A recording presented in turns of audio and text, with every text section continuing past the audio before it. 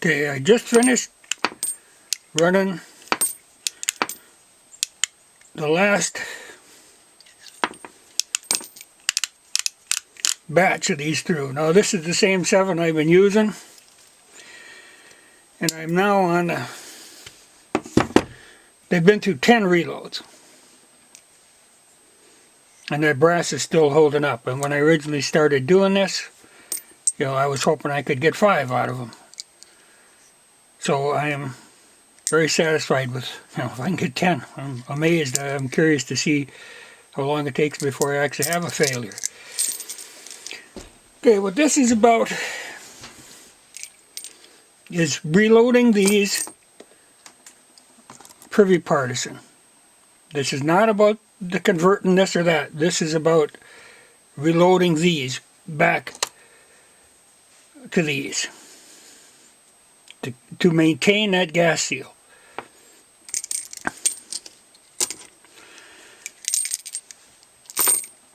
Okay, what I'm using is this set, which is not a set for reloading Nagant ammunition. This is a set for converting the 3220 to shoot a Nagant, you know, in the Nagant. But like I say, when you use the 3220, you get no gas seal.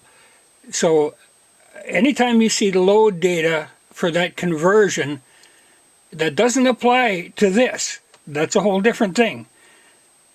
You know, if you're shooting at 3220, it's like carrying water in a bucket that leaks. You need a really big bucket to get the same amount you would with a small bucket. You have to take into consideration that these are way more efficient, so they don't need as much powder. Okay, this set is a conversion set, but what I'm doing is converting it back, making it so it will reload.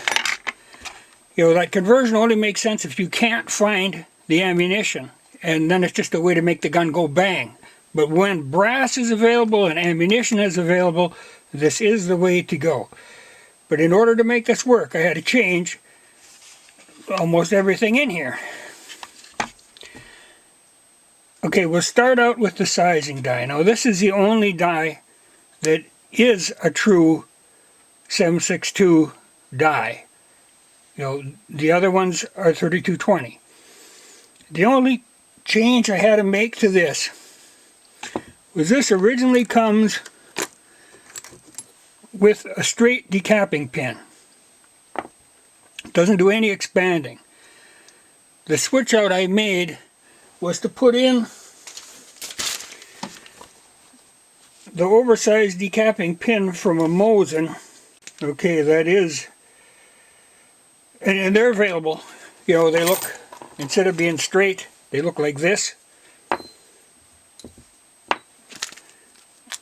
Okay, the part number is SE2358. They're in stock at Midway for like $4, but you can get them on eBay, you know, all over the place. Places can vary.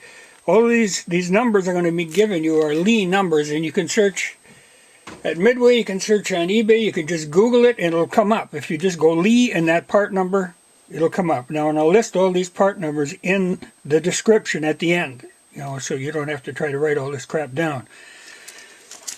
But that's the change you made to this. And now this you install just, you know, it's a full length resizing die, but you install it just like you would a normal die. You know, set it till it touches and back it off a little bit, and you know, that's just how they work. Okay, one other thing you have to do, the shell holder that comes with this is a number 6. Now this is for the 3220, so if you try to use it with a Nagant, it's real sloppy. You switch out your shell holder to a number 19. Now this is the one that actually works for, well, I use it in my macro, but it also works for 9mm, 38 Super Auto, 38 ACP. A lot of pistols use that number 19. But you want the number 19 shell holder, and if you use the autoprime, you use the number 19 autoprime. holder. Now I'll put those part numbers in. Well, I'll give them to you right now, and I'll put them in the description. The number 19 shell holder is Lee number 90004. The number 19 autoprime shell holder is Lee number 90023. And they're cheap. You're looking, $3-4. But like I say, they work for a lot of different models. But this number 6, it doesn't get enough of a grip on them. They flop around, so you'll have trouble. And there's a lot of up and down play because the 3220 has a thicker rim. Another thing that I can't stress enough, this scoop is completely useless. It's only in there, I think, to hold the shell holder from flapping around. Because the scoop you really be using is the 0.3, not the 4. That's a 4. This is a 0.3. I mean, you can't even get that in there. And this will give you, what did I figure it?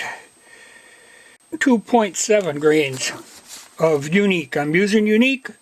And now, like I say, you hear other loading information, but use with great caution. This is about equivalent to what these PPU are, and that's what I'm trying to do. This is a nice, easy shooting, pleasant shooting load. Do not get carried away with it. That's a decent load. Because like I say, this is way more efficient than if you're using that conversion, so don't get the two confused. And if you don't own one of those Lee powder kits, the dipper set that's got the little calculating card that comes with it, they're well worth owning. And they're cheap. And they're like $10.5. That is Lee part number 90100. And there again, they're all in stock at Midway. I mean, most of the stuff, there's only one thing that's a little questionable at Midway, but otherwise everything is there, and that's usually the cheapest. Okay, this die is the flaring die, and the only purpose to it is to expand that empty case so it will accept the lead bullet. Now, this is the one that came with the set. As it comes with the set, it's way too big. You can't even get it to start. If you did, you'd crush the case. Now, mine I machined down so that it will fit. Because you have to remember now, these cylinders have got quite a taper to them. They aren't really a straight case. And the 3220 does not come all the way up to the cylinder, so the space back there is bigger. So the 3220, yeah, it works for that, but it does not work for the regular Nagant ammunition. There you have to change this out or modify it like what I did. Now, in looking around, the one that I think would be your best bet, and I'm going to order one of these and try it, but by the measurements, I'm sure this one would work, is out of a 30 caliber M1 carbine. The through the die expand, the powder through the die expander plug from that. It'll drop right in, and that will give it the flare, to get these bullets in. The plug is Lee part number SE2291. Now these are available. Might not be from Lee, but if you go, there's Lee dealers that will have them in stock. And when you search them, you'll find them. And they're only like $3. So you can either modify or get one of those. But it has to be able to be small enough so that it will enter into the case, because otherwise you will crush the case. But that's the only modification you need to do to this. And when you install it, it's just a matter of adjusting it so whatever expander you have in there just simply flares the end of the case enough to get that bullet started. You don't have to do a whole lot. And it depends on the bullet you're using. Like I'm using 311s, so I'm flaring, like to a 312. And that's just a matter of adjusting the height in the die, in the loader. I use it in turret, so I lock these into position, but if you're using a single stage, it would be a good idea to either get another lock nut for each of these, because some of these settings are pretty important, and if you have to keep pulling your dies in and out, each time you do that, you'll change the setting. That's why I like having the turret type deal. Okay, the last die is the crimping die. Now this is a 3220 die, and it just so happens this thing works great for crimping these Nagant shells. But now it's very sensitive on where this is set, because when you run this in, it's a tricky thing. But the center part is what actually adjusts the depth of your bullet. How far down the bullet is going. But your setting on the outer, how far it's screwed down in there, is going to adjust where your crimp hits. Because if you go too far down, she's going to try to crimp it down here. But when you change this adjustment, this one will change. So if you have to change the adjustment of your crimp, hold this in place and then turn this. So you don't change your bullet height. It's going to take a little bit of playing around to get it right, but when you get it right, you get an excellent crimp. And it seats the bullet. What you want to do is be able to seat the bullet just below the brass, just slightly below what the brass is. And don't get too concerned about brass length. I'm not going to give you a number because they don't need to be shortened. All I ever do is when they come out, I will debur them. That's all I do. Because you've got a lot of room to work with there. If you should notice that the brass is getting real long and your crimp would then move down, but you can kind of monitor that by where it crimps. Okay, this little deal, which everybody probably has, but if you don't have,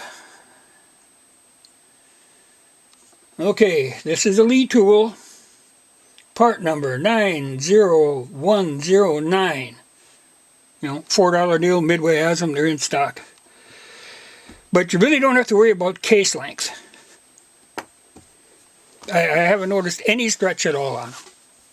Just deburr them and don't get too aggressive with that. You just want it so that they're smooth.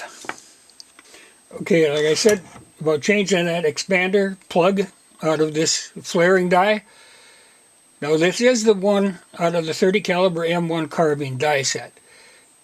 And I gave you the part number for that, but if you cannot find it alone, because you have to go to a different dealer, but you can buy the powder through the die for the M1 carbine. It is Lee, part number 90494, costs $13.98 for just the whole die, and you just need that flaring plug. So if you can buy the plug for $3, it's a better deal. I don't recall if I said in there the part number for this 3 die set, which is, well, like I say, the conversion set, but we're converting the conversion. Okay, but the part number for this is Lee again, 90921. Now Midway has these in stock. They're $34.99. If they don't have them, you can get them off eBay, but then you're looking at $41.98. But on all that stuff, if you just search that part number and look around, find your best deal. Midway is usually the best deal, though. Okay, now for bullets. Now I got a 6-block mold to make these little 311s. They're 93 grain. Now the same thing is available in a 2-block mold. I went with 6 only because I wanted to get the handles because I needed them for a different project. But your best bet is to get the 2-block mold, and then it comes with the handles on it. that mold is. Part number, again, Lee, 90300. Now, there again, now this is something that Midway normally stocks. Midway is back ordered on these, but they are available on eBay or from Lee, but going up to like 35 bucks on eBay. But you look around a little. Now, if you don't want a cast bullet, there's plenty of what are referred to as 32 caliber bullets out there, but it adds a lot to your shooting cost. Because by casting these bullets, I can shoot for 2 cents a round. I'm shooting for the price of the primer because the powder you're using is less than a penny. It's just a very small amount of powder. And it happened I got a pounder unique for nothing, so that's why I'm using unique. But there are bullets available, and you can use jacketed bullets. They are available. The actual Privy Partisan, when I tore one of them apart, it has a jacketed bullet, but it's like a 30, well, almost a 308. It's under 308. And they're a 98 grain. But there again, I wouldn't get too heavy on the bullets. I wouldn't get much over 100. These 93 grains seem to work very well.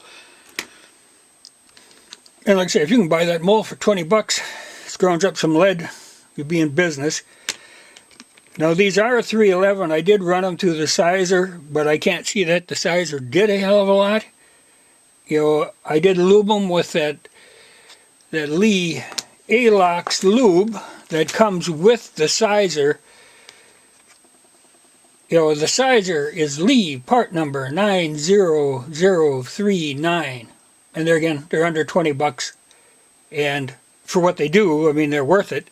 And you get that bottle of that Alox stuff, because these work very good to tumble lube them. Okay, and I forgot to mention, you're using small pistol primers. Readily available. And one other caution, you're asking this brass to move quite a little, and it is a full-length sizing die, so don't be stingy with the case lube. It saves getting a case stuck in there. But I'll run one through now. This is one of my 7 that I've already got tent loads on. And when you bring it up into the die, kind of guide it, make sure, because it's a pretty close fit, because it is a full-length die. But you see that completely smooths out any evidence of that crimp.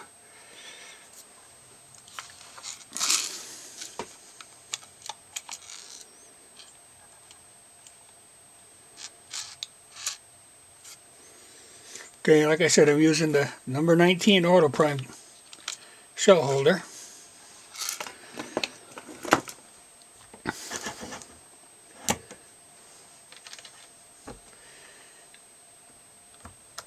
Okay, now when you go up with the flaring tool, kind of feel this, because you don't want to crimp the case. You want to make sure that it's centered, because it could easily be off of that cone a little bit. That's why it pays to have that flaring cone narrowed down as thin as you can. Well, and I don't normally prime to here, but I'll do it.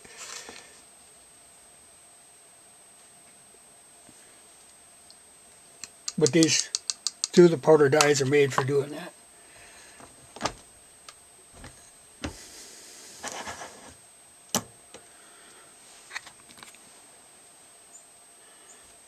Okay, that gives it just enough flare that bullet will sit on there, and that's what you're looking for. You don't need it to go far down, you need it to just flare. Now, like I say, this is adjusting the depth of the bullet. But when you get down to a certain point where the bullet is seated to where it's going to be, it tries to crimp it in a regular roll crimp. But that roll crimp, instead of being down below the bullet, is above the bullet. So you get a nice crimp on that flare. That's ready to go. So it goes easy. I mean, it's a simple deal. You just have to change those part numbers. And work with it from there. Don't get too ambitious and make too many changes, because there's reasons behind all this stuff. And like I say, don't overload them. because you can't think of these like a normal revolver, because you are not wasting all that gas. It's all getting used. So if you put in too much powder, you're going to overpressure it. So like I say, 2.7. That's what I've been using. Seems to work very well. Very pleasant shooting. Seems to be very accurate. And completely safe. Yep, my work here is done.